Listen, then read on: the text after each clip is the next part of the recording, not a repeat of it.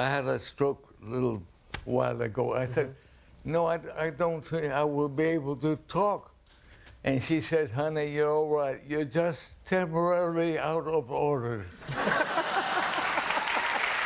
Hollywood's golden age has always been remembered for its glamour, its perfectly dressed leading men, and its iconic female stars who seem to glide across the screen. But behind the polished posters and studio publicity machines was an industry powered by egos. Sharp, clashing, explosive egos that often collided like freight trains. And few figures embodied Hollywood's fiery spirit more than Kirk Douglas, a man who carved his name into film history with raw intensity, relentless ambition, and an unshakable belief that great art demanded courage. Today, headlines spread across social media claim that Kirk Douglas truly hated him more than anyone, usually paired with dramatic thumbnails, angry expressions, or grainy black and white set photos. But who was this mysterious him? Was it a co-star, a director, a political rival? Or is the truth far more complicated than the myth suggests? In this video, we're going inside the real stories. The documented feuds, the behind-the-scenes tensions, the creative battles, and the private moments Douglas later reflected on with startling honesty. We will unpack the loudest conflicts in his career, examine the truth behind those viral claims, and discover whether there really was someone Kirk Douglas despised above all others.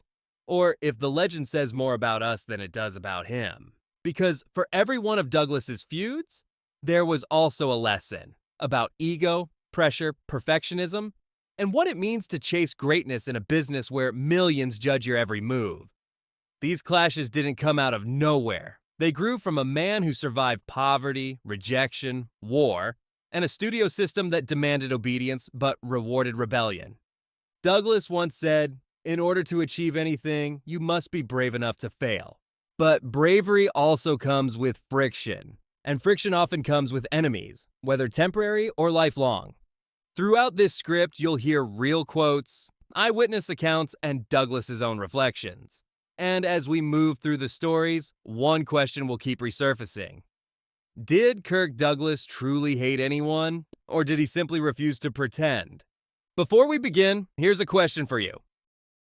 Number 1. A bitter feud on the heroes of Telemark. Well, I've come to visit my fiancée for Christmas. I see. Your fiancé. If there was ever a moment in Kirk Douglas's career where hatred seemed to erupt openly, it was during the filming of the 1965 war thriller, The Heroes of Telemark.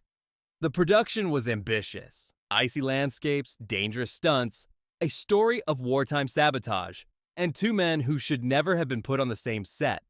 Kirk Douglas was already a Hollywood icon, known for his strong jaw, fierce stare, and reputation for intensity. Richard Harris, by contrast, was the Irish wildcard. Fiery, rebellious, unpredictable, and famous for refusing to bow to anyone's authority. The moment these two forces collided, sparks erupted instantly. According to actor David Weston, who worked alongside them, their very first meeting set the tone. Douglas walked right up to Harris and asked, "Are you going to be as difficult as they say you are?" Harris didn't hesitate. "Are you going to be as big a bastard as they say you are?" That single exchange was the spark that ignited an inferno. The tension became so thick the crew could feel it. Their arguments weren't private. They were loud, sharp, and caught the attention of anyone within earshot. One crew member later joked that it felt like watching two prize-fighters warming up before the match. Their rivalry wasn't merely personal, it seeped into the logistics of the production. Stories from the set describe how the two men refused to acknowledge each other unless cameras were rolling. They avoided sitting near one another, avoided rehearsals together, and rarely exchanged more than a glare. And then there was the infamous car incident. Harris had arrived on set early in the production in a sleek Jaguar. Douglas, never one to be outdone, showed up in a Jaguar of his own soon after, but Harris escalated. One morning, he rolled onto the lot in a gleaming Rolls-Royce. According to production accounts, Douglas reportedly refused to leave his trailer until the studio provided him with a vehicle of equal status. That wasn't ego. It was nuclear ego. Another story from the snowy location shoot describes a scene where the actors had to stand on a barge in freezing water. Harris, referencing Douglas's insistence on hierarchy, allegedly joked that if Douglas slipped and fell in, he'd consider letting him drown. It was dark humor, but humor always hides a truth. Their feud became so distracting that producers quietly separated their schedules whenever possible. Scenes were shot rapidly. On some days, crew members whispered that neither man wanted to be the first to give in, so entire afternoons were wasted in silence. And yet, here's the strange part. The friction made the film better. Their characters were supposed to clash, two men whose personalities collided under wartime pressure. And because the actors actually despised each other during filming, every glare, every tense line, every sharp retort carried authentic weight. The rivalry you see on screen isn't acting, it's personal. Richard Harris later admitted that he was no angel during his career, and Douglas, in his memoirs, often reflected on colleagues who were difficult in ways that reflected their passion. But neither man ever apologized for their telemark feud. It remained a story told by others, witnesses who saw two titans unable to share oxygen. Do you think actors' egos can make or break a film? And how would you handle a coworker who openly insults you on day one? Because in Douglas's world, conflict wasn't just part of the job. It was sometimes the job itself. Number 2. The love-hate collaboration with Stanley Kubrick. But with smaller type. That would be the second position. Yeah, but a little higher up. Michael Douglas and Kirk Douglas. If the Richard Harris feud was fueled by ego and temperament, Kirk Douglas's relationship with Stanley Kubrick was driven by something far deeper, a fierce battle over power, authorship, and the very nature of filmmaking itself. Douglas and Kubrick were, in many ways, mirror images. Both were obsessive perfectionists. Both believed they were the smartest person in the room. And both were willing to fight anyone, studio executives, critics, even each other, if it meant protecting their vision. Their first major collaboration, Paths of Glory, 1957, was a miracle in itself. The film was anti-military, anti-authoritarian, and boldly critical of war. At a time when Hollywood preferred patriotic stories, it was shot cheaply, quickly, and under pressure. Douglas, already a major star, took a risk championing a young director who had everything to prove. But while Douglas respected Kubrick's talent, he also sensed something else. A man who viewed the film set as his kingdom, where actors existed to serve the camera rather than contribute to the creative conversation. Douglas later reflected that Kubrick was a talented guy, but he didn't soften the blow that came before it. He was a bastard, and he didn't say it jokingly. In a separate interview, Douglas elaborated, Stanley invented the word difficult. Their arguments were constant, about line readings, about blocking, about the interpretation of scenes. Kubrick wanted absolute control. Douglas wanted partnership. Those two desires simply could not coexist peacefully. But things escalated further during the production of Spartacus, 1960. Take that back to your Senate. Tell them you and that broken stick is all that's left of the garrison of Rome. Tell them we want nothing from Rome. Nothing. Except our... This was no smaller film. This was an epic. Tens of millions of dollars, massive sets, thousands of extras, and a cultural moment waiting to happen. Douglas wasn't just the star. He was the producer, the driving force behind the project, and the man who insisted on hiring screenwriter Dalton Trumbo, breaking the Hollywood blacklist. To Douglas, Spartacus was personal. To Kubrick, it was a canvas. The conflict was inevitable. Kubrick pushed for darker themes, a bleaker ending, and more psychological complexity. Douglas wanted a balance of emotion, heroism, and accessibility. In one of the most famous clashes, Douglas accused Kubrick of trying to take credit for the script, a script Kubrick hadn't written. Their fights became so intense that Douglas's wife later suggested that the two men attend therapy together. Douglas found the idea funny. Kubrick, according to Douglas, did not. Still, the tension between them created cinematic electricity. Some of the most iconic moments in Spartacus, the dramatic standoff, the raw expressions, the escalating emotional stakes, were born from two men refusing to back down. In one interview, Douglas said, Stanley was a great director, but he never understood people. That single sentence reveals everything. Kubrick mastered the mechanical, the precise, the intellectual. Douglas mastered the emotional, the human, the instinctive. They were destined to work together, and destined to collide. Yet despite Douglas's brutal criticisms, he never once denied Kubrick's brilliance. He openly praised him for pushing boundaries, for elevating cinema, for insisting that film could be more than entertainment. It was a love-hate dynamic, the kind of professional relationship that burns bright but never comforts. Douglas admired Kubrick's mind. Kubrick respected Douglas's presence, but neither truly understood the other, and neither wanted to surrender an inch of control. Their partnership ended after Spartacus, but their influence on each other endured. Kubrick learned how to command a grand-scale Hollywood film. Douglas proved that even against overwhelming pressure, he could shepherd a masterpiece to completion. And perhaps the most ironic part, their bitterest fights produced the most enduring symbol of cinematic rebellion, I Am Spartacus. A moment about loyalty, sacrifice, and unity, born from two men who could barely stand to be in the same room. Do you think calling a colleague a bastard can still be respectful if you admire their talent? Where's the line between honesty and hostility in creative work? Because with Douglas and Kubrick, that line didn't exist. They lived on opposite sides of it, constantly crossing back and forth. Number 3. Political differences with John Wayne. Have changed. The kid wants to use nitro. Nitroglycerin? Which is in a safe that you'll have to open. Forget it. If Kirk Douglas's feud with Richard Harris was vicious, and his clashes with Kubrick were creative warfare, starred together in films like Cast a Giant Shadow and The War Wagon, and both men, despite their differences, acknowledged each other's professionalism. But that didn't mean they agreed. In a 1971 appearance on The Dick Cavett Show, Douglas spoke candidly about Wayne. We never saw eye to eye on a lot of things. He admitted they avoided political discussions because they both knew it would end in arguments. But then he added something revealing. John was the first guy on the set.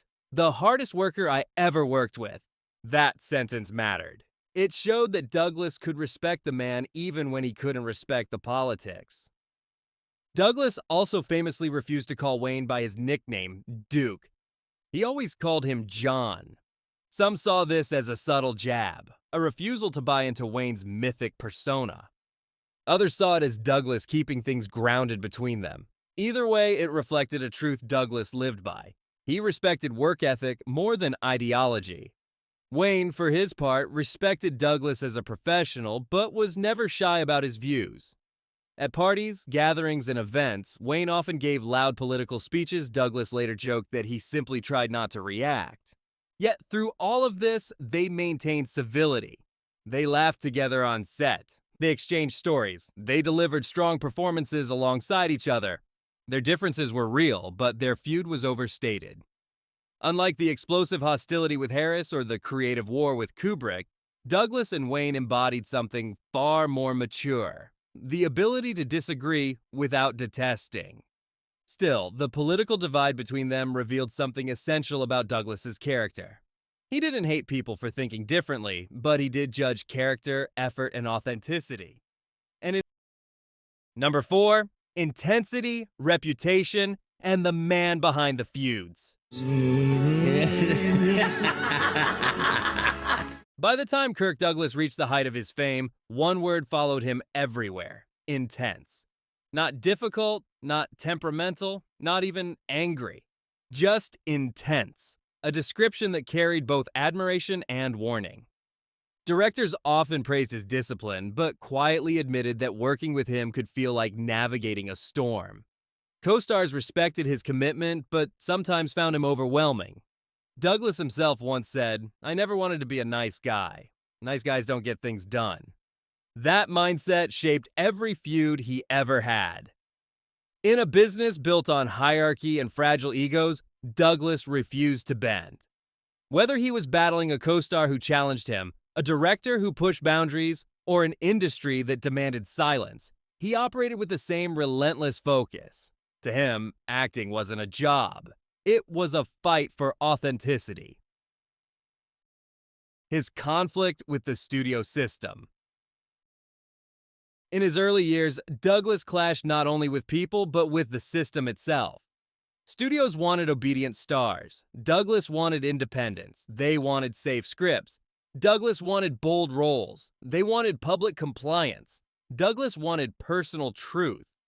This wasn't a man who hid behind glamorous publicity. This wasn't a man who smiled for the cameras if he felt disrespected. This was a man who believed that cinema deserved courage, not compliance. His insistence on elevating screenwriter Dalton Trumbo, a man Hollywood had blacklisted for refusing to name names during the Red Scare, was one of the bravest acts of his career. By restoring Trumbo's credit on Spartacus, Douglas helped dismantle one of the darkest chapters in Hollywood history. Critics warned him it would ruin his career. Politicians condemned him. Even some studio executives begged him to reconsider. But Douglas never backed down. He said simply, "I'm not afraid of a communist. I'm afraid of a coward." Those words reveal everything about him. People mistook his passion for hatred. Many of Douglas's so-called feuds weren't rooted in hatred at all. They were rooted in passion. When he argued with Kubrick, it wasn't about malice, it was about vision. When he clashed with Harris, it was about control. When he disagreed with Wayne, it was about ideology. He never played it safe. He never swallowed his opinions. He never pretended to like someone just to keep peace on set. In an industry built on image, Douglas valued honesty, even if it cost him friendships. And honesty can be misinterpreted. Ask any crew member who worked with him. Yes, he argued. Yes, he demanded. Yes, he pushed people relentlessly. But he also inspired absolute loyalty. Director Anthony Mann once described Douglas as volatile but unmatched in commitment. Another collaborator said, "Kirk is a man who gives everything. That's why he expects everything." Douglas didn't hate easily. He wasn't wired for quiet resentment. If he disliked someone, you knew it immediately. If he respected someone, you felt it instantly. In the end, many of the men he argued with later praised his integrity. Even Richard Harris, years after their explosive feud, acknowledged Douglas's force, calling him a powerhouse of a man. And Kubrick, long after their film together, credited Douglas with giving him the opportunity that changed his career forever. Douglas versus himself. Perhaps the most surprising truth is that the man Douglas wrestled with the most was himself. His memoirs are filled with self-criticism, admissions of arrogance, regrets about choices he made, and reflections on moments where his pride got in the way. He frequently described his younger self as too serious, too stubborn, too competitive. He didn't shy away from discussing his flaws. He owned them. And that's why it's so misleading when modern viral headlines claim he truly hated him more than anyone. They strip away the nuance of a man who battled pressures, insecurities, perfectionism, and ambition all at once. Did he argue? Absolutely. Did he clash? Constantly. But hate? Douglas didn't hate people. He confronted them, he challenged them, he pushed them, sometimes too hard, because he believed great art required friction. When does being passionate cross the line into being difficult? If you had Kirk Douglas's intensity, would it drive people away or inspire them? Douglas's life suggests it can do both. And that duality is exactly what makes him unforgettable. The claim that Kirk Douglas truly hated him more than anyone pops up because audiences love a simple villain and a simple feud. It's easier to imagine Douglas picking one enemy than to accept the truth.